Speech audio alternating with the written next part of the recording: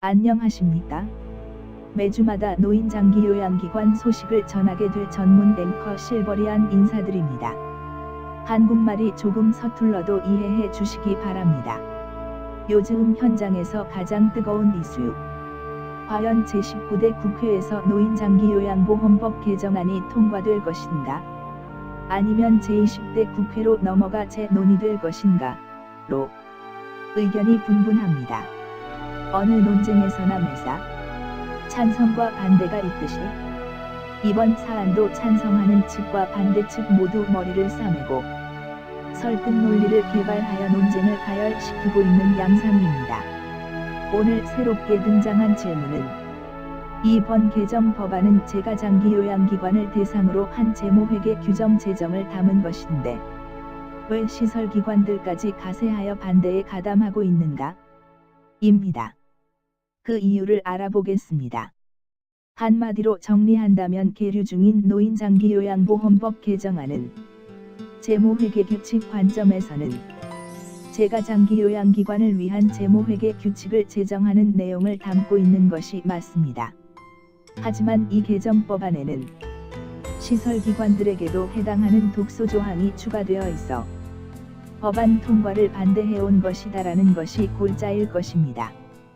보건복지부는 보도자료를 통해 그러한 독소조항은 다 해소되었기 때문에 또는 하위법 재개정 시 고려하겠다고 약속했기 때문에 이제는 법안 통과를 저지할 이유가 없어진 것이 아니냐라는 내용을 말하고 있어 개정법안 찬성 측에서는 시설기관이 반대해야 할 이유가 없는 것 아니냐라고 공격을 하고 있습니다.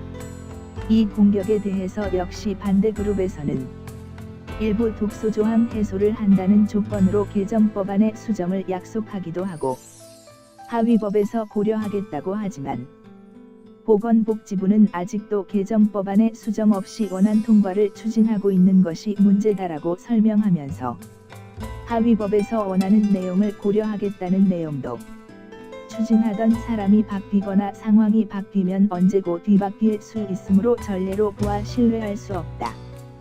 고 답변하고 있습니다. 민간시설기관 단체 대표들은 시설기관이 개정법안 통과를 저지하고 있는 이유를 재무회계 규칙 개정과 그 후의 변천사를 이해해야만 시설기관이 반대하는 이유를 제대로 이해할 수 있을 것이라고 말하고 있습니다.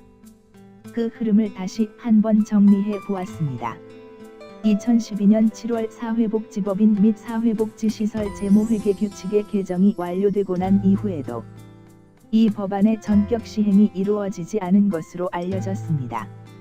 그 이유는 민간시설기관 운영자들이 운영주체가 개인이나 영리법인 주식회사까지 포함한 민간기관들, 즉 자신들의 개인 자산을 투자하여 설립한 민간시설기관들에게 보조금을 받고 있는 공익기관들에게 적용해야 할 재무회계 규칙을 획일적으로 적용하는 것은 헌법상 보장된 개인의 재반 권리를 제한하고 있다고 문제 제기를 해온 것입니다.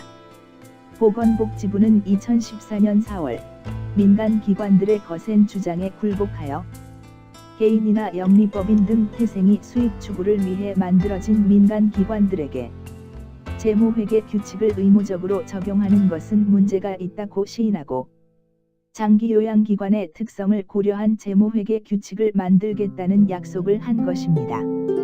하지만 복지부는 이러한 당초 약속을 어기고 김성주 의원을 통한 청부 입법으로 재가장기요양기관들에게 재무회계 규칙을 적용하는 내용만을 담고 있으며 더욱 기관들의 통제를 강화하는 법안을 발의하였습니다. 이에 따라 민간기관의 반발은 더욱 거세지게 되었고 이에 대한 대안으로 오재세 당시 보건복지위 위원장이 민간기관의 입장을 담은 법안을 별도로 발의한 바 있습니다.